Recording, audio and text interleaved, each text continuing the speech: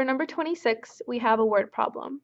The cost in millions of dollars for a company to manufacture X thousand automobiles is given by the function c of x is equal to 3x squared minus 18x plus 63.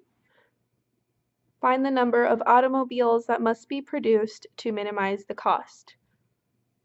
So here we have a function, and our goal is finding the number of automobiles that equals the lowest cost. So this company uses this function to plug in the number of automobiles they're going to make as x, and then when they solve this, that gives them the total cost. So our input is the number of automobiles, and our output is our cost. So in essence, we're trying to find what x is going to give us the lowest y. If we take a look at what this function looks like on a graph, we don't have to graph it specifically, but using the leading coefficient test, we know that because this is positive, our graph is either going to look like this or like this. And because the exponent here is even, we know it looks like this.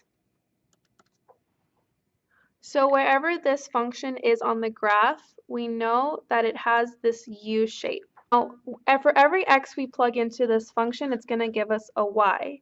To find the lowest cost or the lowest y, that is going to be right here at the vertices, which is going to be the minimal point.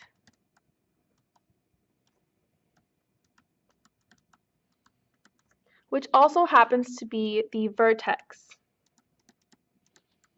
Just a side note here, if you have a parabola going up, the vertex is the minimal point, and if you have a parabola going down, the vertex is actually the maximum point. So this is the min, and this is the max, and this is just a little review. Okay, so our job here is to find the number of x that's going to give us the lowest y. So we're finding the vertex. And the easiest way to find the vertex is to use the formula, negative b over 2a, which gives us our x. And then for our y, we're going to do f of negative b over 2a. So we need to find our a and our b, and this relates back to the function and the form that it's in, which is the ax squared plus bx plus c form. Now before we assign a, b, and c to a constant, we can actually reduce this function because it is entirely divisible by 3. So it's always recommended that if you notice a function can be simplified, to go ahead and simplify it, just because it makes just working out the problem easier. So when we divide this by 3, we get x squared. When we divide this by 3, we get negative 6x. And when we divide this by 3, we get positive 21. So now let's assign a to 1, because 1 is the coefficient here, and b to negative 6. C is assigned to 21, but we don't have C in this formula, so we don't need to worry about that. So let's plug in, or let's find our x. So to find our x, I'm going to plug in negative b over 2a. I'm going to plug in b as negative 6 and a as 1.